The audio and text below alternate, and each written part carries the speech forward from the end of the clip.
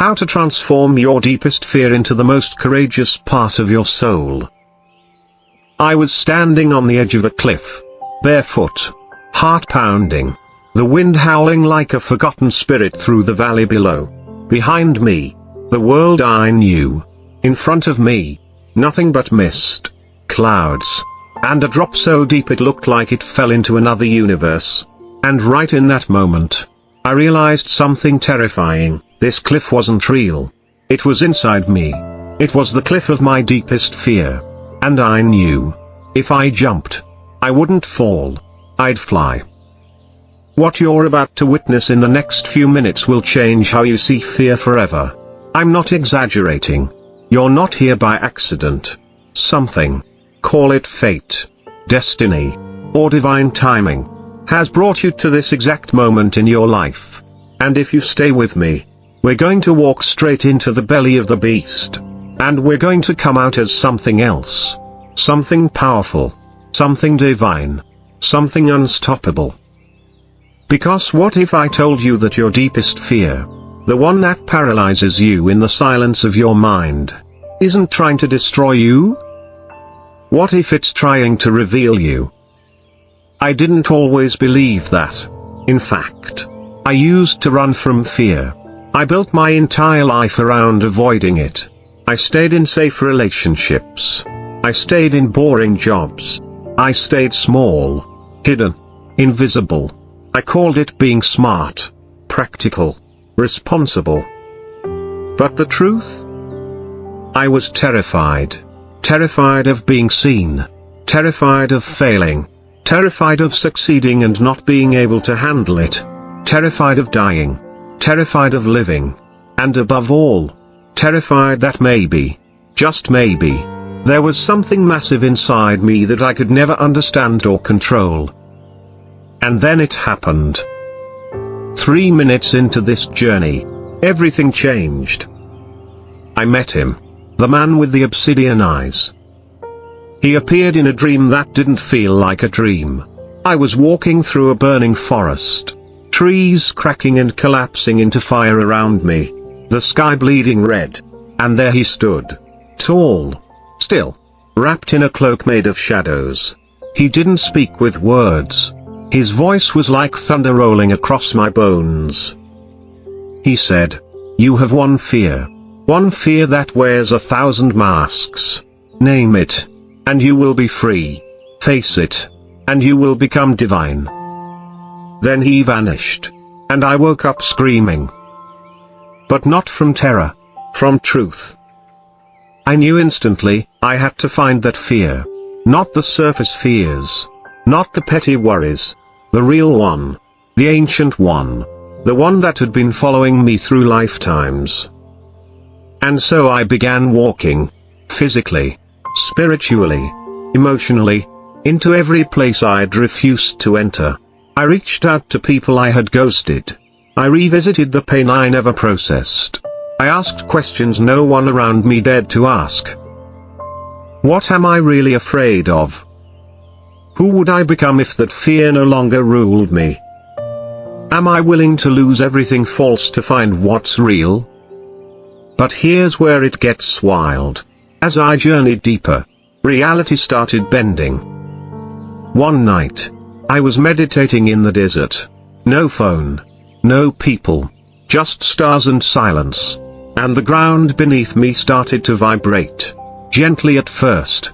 Then violently. A ring of blue light formed around me. Pulsing like a heartbeat. I heard a whisper. Not outside me. But from somewhere deep within. "You've buried your courage inside your fear. Dig." I felt like I was being torn in two. Like part of me wanted to run. And part of me wanted to kneel and surrender. That's when the visions began. I saw myself as a child. Crying under the stairs. I saw myself as a warrior. Dying on a battlefield. I saw myself as a monk. Kneeling in prayer. Every life. Every moment. Every tear. Every scream. Was building something. And I started to get it. My fear wasn't my enemy. It was my invitation. My oldest teacher. My deepest test. That night, I dug a hole in the sand with my bare hands. I didn't know why. I just knew I had to. Deeper and deeper. Until I hit stone. And etched in the stone was a symbol. A serpent eating its own tail. In that moment, I knew, fear is the beginning of courage. And courage is born when we are willing to die to who we think we are. So I ask you, what's buried beneath your fear? Because the moment you stop running, the moment you turn around and look it in the eyes, it will change shape. It will stop being a monster. It will become a mirror.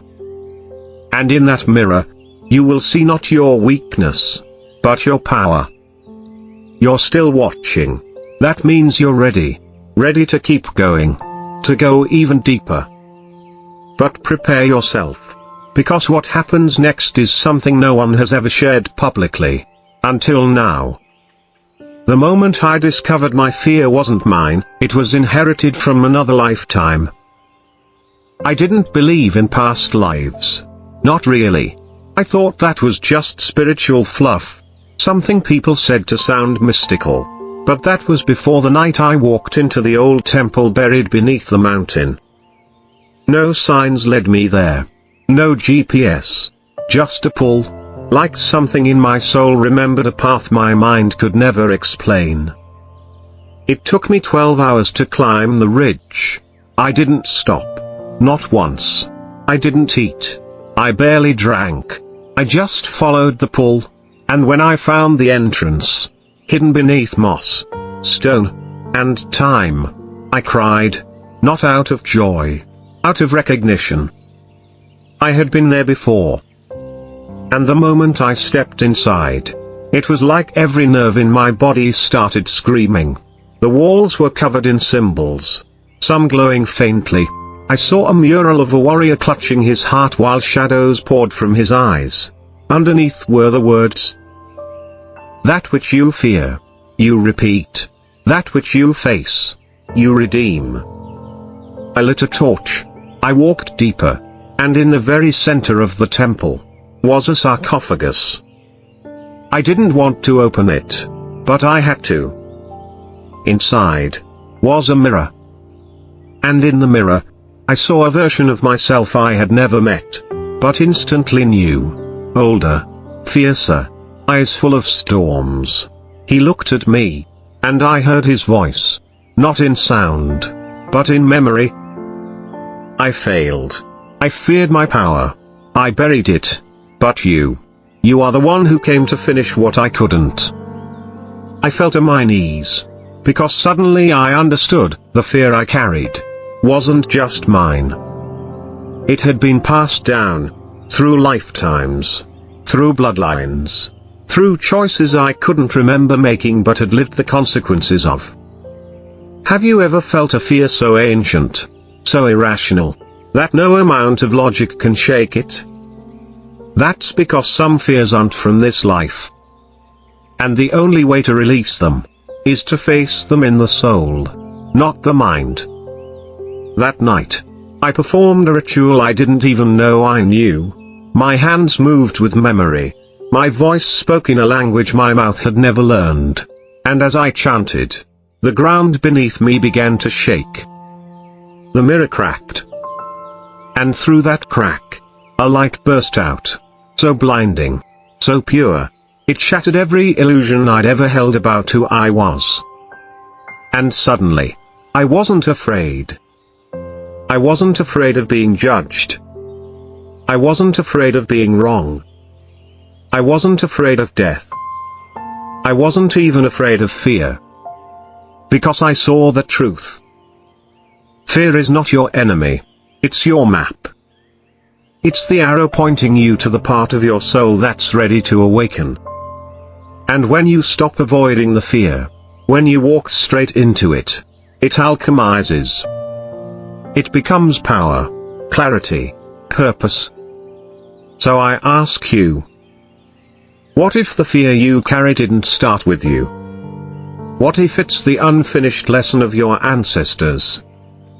What if you're the one they've been waiting for, to finish the story? Right now, You're not just watching a video. You're standing at the entrance to your own temple. You can keep scrolling, or you can open the door. And if you do, prepare to meet a version of yourself so powerful, so unshakable, so free, it'll make your past self look like a ghost. Because in the final part of this journey, I'm going to show you what happens when fear dies completely. When you no longer avoid it. When it becomes you. And that changes everything. I let my fear die. And what came alive wasn't human anymore. I knew the final test had come when I couldn't feel anything anymore. No fear. No hope. Just silence. It was terrifying. Not because it hurt, but because it was empty. Have you ever faced a fear so deep that even your fear stopped fearing? That's the void. The in-between. The place where the old you has died, but the new you hasn't risen yet. It feels like drowning in stillness. But then, the light came. Not outside. Inside. It started in my chest. A warmth. A pulse. Then it spread. Like wildfire made of grace. And I heard it again. The voice. Not from above, but from within me. You are not the fear. You are the fire that burns through it. In that moment, everything changed. I stopped trying to conquer fear. I became the witness of it. I watched it like I'd watch a cloud pass across the sky. And then, it disappeared. And all that remained was space. And in that space, courage was born. But not the kind of courage you see in movies. Not the loud, heroic, spotlight kind. The quiet kind. The kind that says, I will speak the truth, even when my voice shakes.